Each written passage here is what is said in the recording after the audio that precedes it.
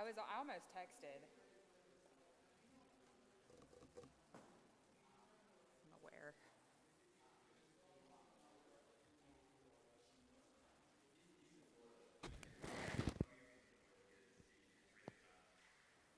mean, he's called me 3 times in the past 2 days, so. I'll tell him to call you first thing tomorrow morning.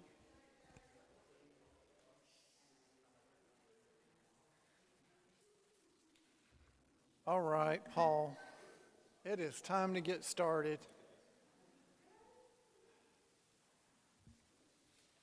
This is the City Council public hearing meeting for June the 4th, and I'll call this meeting to order. No call the roll tonight? All right. So we'll go right into the public hearing. I'll read the rules of order for the public hearing non-zoning matters. The mayor is the presiding officer. All remarks shall be addressed to the city council as a body, not to individual members. Anyone wishing to speak shall come to the microphone. Give your name and address to the city clerk. Limit remarks to 3 minutes unless further time is granted by council, and not speak a second time until everyone wishing to speak has spoken once, and no one can speak more than twice. Please do not speak unless you have the microphone and have been recognized. And with that, we'll move into the item on the agenda, which is the 2026 millage rate. Mayor, so the city sets its annual millage rate every year in June. We set our budget the preceding December, so this is a millage rate that sets the rate for our annual property taxes, but we are setting it in the middle of our fiscal year because our fiscal year runs January 1st to December 31st. And so by state law, because we are not pursuing adoption of the rollback rate, we have to have 3 public meetings. This is the first of the 3. So the next one will be Thursday, June 11th at 11:30 a.m., which is in accordance with state law. And then the final public hearing will be June 16th at 6 p.m., and council will consider voting on setting the millage rate by resolution in that meeting. All millage rates have to be set by July 1st. This year we are proposing a millage rate of 7.25 mils, which is the first millage rate adjustment in over 7 years. The city has held this millage rate steady since 2018, when it actually lowered the millage rate from 6.4 mils to 6.25, and then added an additional $20,000 homestead exemption, raising it from $30,000 to $50,000 as a base homestead exemption. And then we also 100% exempt our senior residents from our city taxes. The rollback rate is required. We are required by state law to advertise the rollback rate. And so this proposal shows a 23.47% increase over the rollback rate, not over the 6.25 mils. And so that is a hypothetical rate that if we were to collect the same total dollars of last year after accounting for rising property values, the rollback rate is the millage rate that we would need to set. That is all done theoretically. It's not actually how it works in terms of dollars collected. As you know, every year we get a preliminary tax digest. That tax digest is adjusted multiple times even after you adopt your millage rate, and even as close as late as the end of the year as appeals go through. So there is a significant difference between the tax digest that we have to set our millage rate at and what ultimately results in the amount of taxes that we collect at the end of the year. And so Chambly's rollback rate this year is 4.872 mils. We are measuring our proposed 7.25 mils against that floor, but our actual proposed change in millage rate is 1 mil. So 6.25 to 7.25.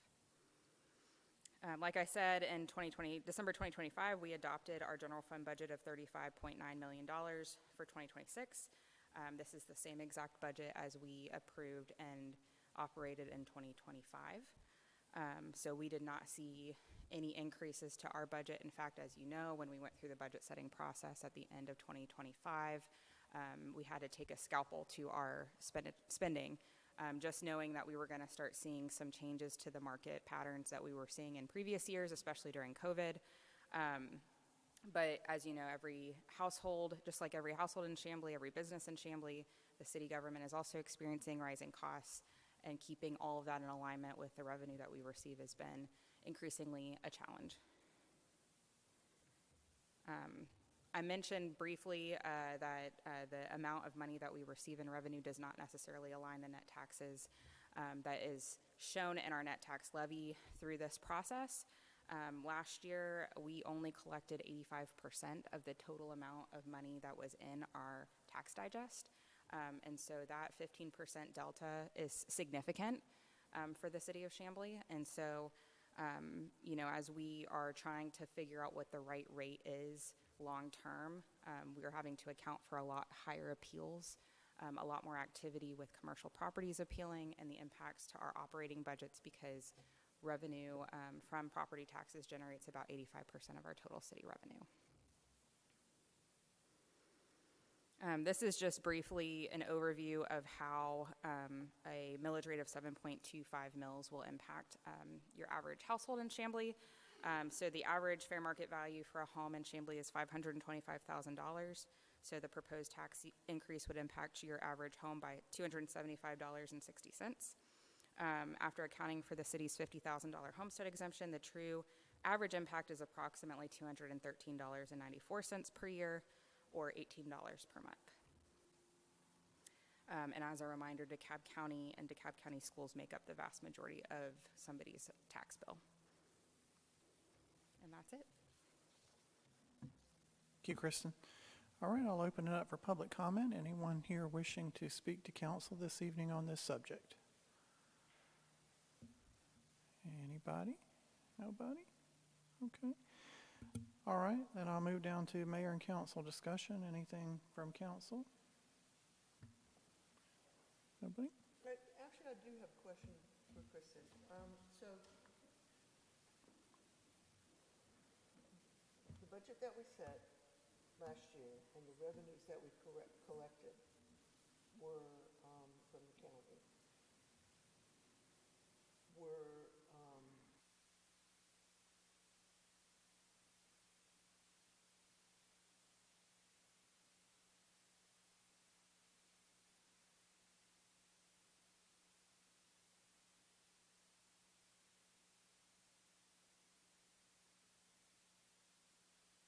Yeah, it's a combination of a lot of different factors, but the biggest piece to that is the amount of appeals on very valuable property. That's kind of been the biggest impact in the last probably 2 years. It's been compounding. And so not knowing what the long-term trend is in order to fix basically it is essentially causing a structural budget issue. And in order to fix that, we have to adjust the millage rate to account for that. Otherwise, we will be having to take a pretty significant cut to the budget overall, which it's already, like I said, we've maintained it, it's been flat, and we've looked at all sorts of different opportunities to cut it further. There's not a whole lot of fat in our budget, and so we've frozen certain operating lines up until this point to try to figure out how we were going to maintain it, but that impact, that 15% in revenue that was not collected, and typically we see about a 5% hit. You know, you're not going to, the way that the tax bills are aligned with how people pay, you're not necessarily going to get everything perfect by the end of the year.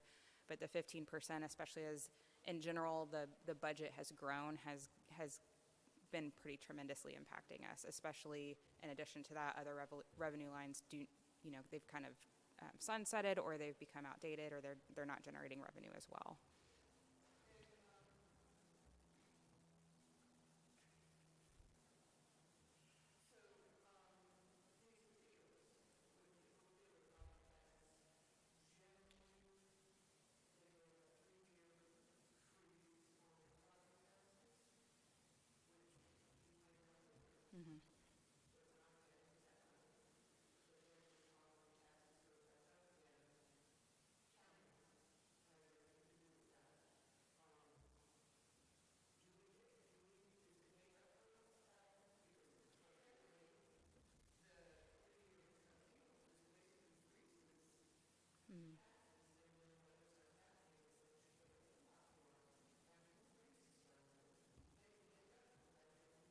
If you didn't win the appeal.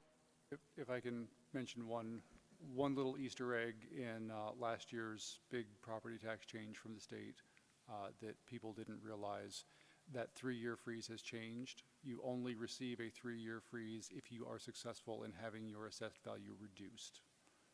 If you are not successful in just filing an appeal doesn't get you anything anymore. You have to be successful in appealing your value to have that freeze. But your property still continues to gain value during those 3 years, so once that freeze is gone, you're going to see a significant difference.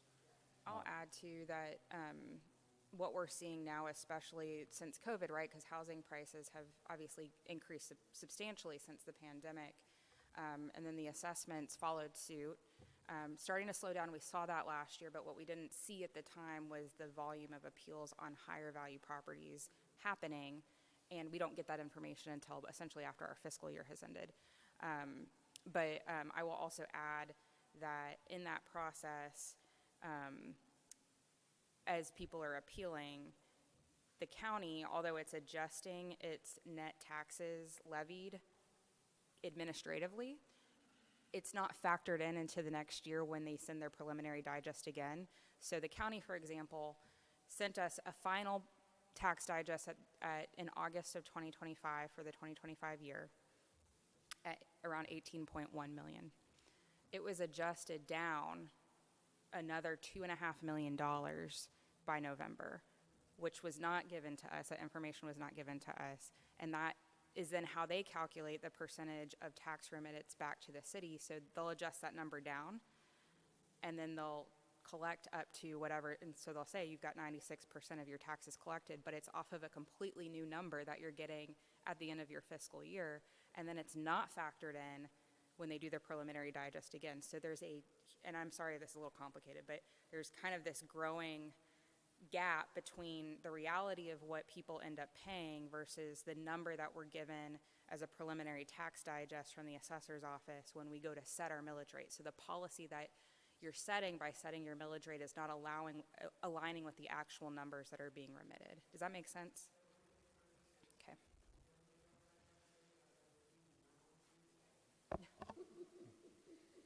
And I mean, and obviously taxpayers have rights. They absolutely can and should exercise their rights to appeal.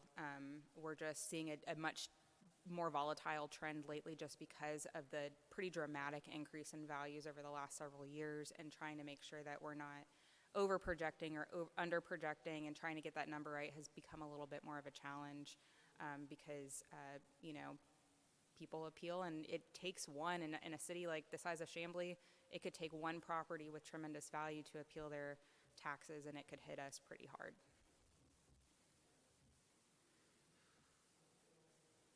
I'll just add that we didn't get here lightly. We spent 6 months looking at our budget, cut the limited amount of fat that we have off the budget already.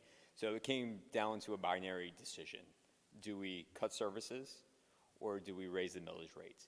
And I can tell you, I have advantage over the rest of my colleagues here that I knocked hundreds of doors last year in preparation for the election. And every single person I talked to, not one person said, you know what, we need less services. We need less parks. We need less police. We need less public safety measures. So it came down to that binary choice of, do we raise the millage rate, or do we start reducing services? And for me, it was a pretty easy decision that we haven't made the decision yet, but advertising that we're going to raise the millage rate is the only decision to be made today. I will also note that we do understand there's pain out there. Everybody's feeling in this economic situation that we're in. Unfortunately, the services are going to win out on this one, and we'll see. Let me say this the other way. Kristen, you already mentioned this, that the city services are the smallest part of your tax bill if you look at that. Overwhelmingly, DeKalb County Schools is the majority of what you pay for. So the pain's not going to be tremendous, but I do understand there will be pain going forward on this one.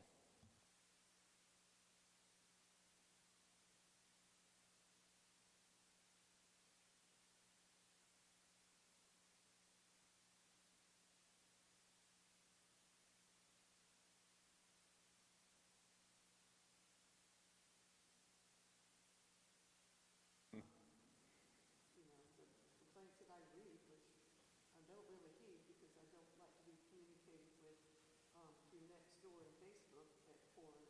city matters. However,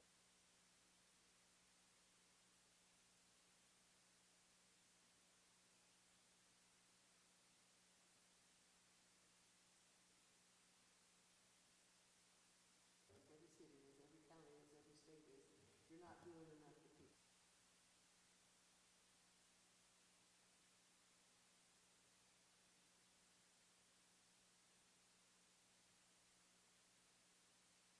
Services arguably are the most expensive, in addition just from a, overall cost to operate, but the cost to provide police services, the overall cost increases so much year over year because of the equipment, because of the vehicles, the things that they need to do their police work. It is not a cheap industry by any means, and they're getting hit with tariffs just like everybody else is on their on the vehicles alone have seen dramatic increases in the last 4 to 5 years.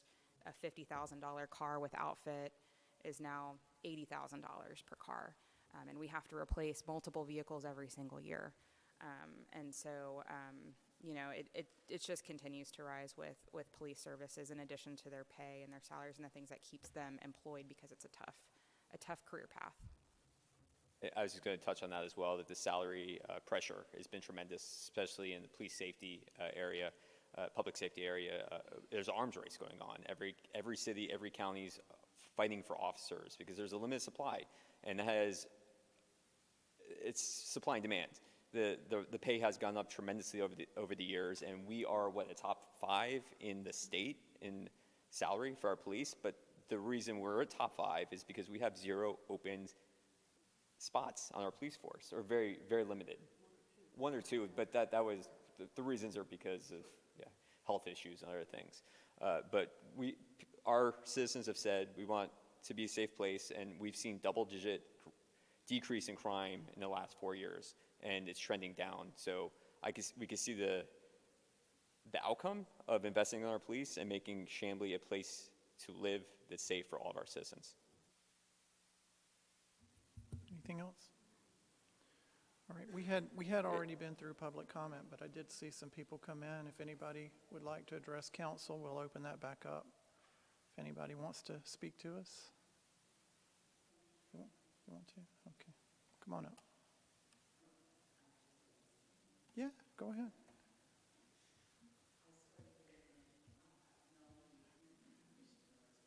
Melody Euchman, 1990 Commodore Lane, Chamblee. Push it down. Thank you. So I am fortunate that I'm a senior, and income-wise, I don't pay the Chamblee taxes. I did get my assessment. I found it completely, it's the first time in 30 years that I've ever thought about appealing my assessment, and I am going to. And I have to say, the gentleman at DeKalb was very, very nice. He produced some document for me, and I have a realtor who's going to try to help me, and I'm going to try to muddle through this and see what happens. But is my understanding with this increase, if you put it through, I don't pay city taxes. So your number of 213, 275, 258, whatever it is, I mean, that's your assessment of, would that affect me? It wouldn't, because I don't pay city taxes. So this has nothing to do with my assessment to Cobb County. Okay. All right. Thank you. Thank you very much. Thank you. I appreciate it. Anyone else? All right, seeing none, we will adjourn, and I'm sure we'll be willing to stick around. If anybody has questions or wants to talk about anything, we'll be here for a few minutes. All right, thanks.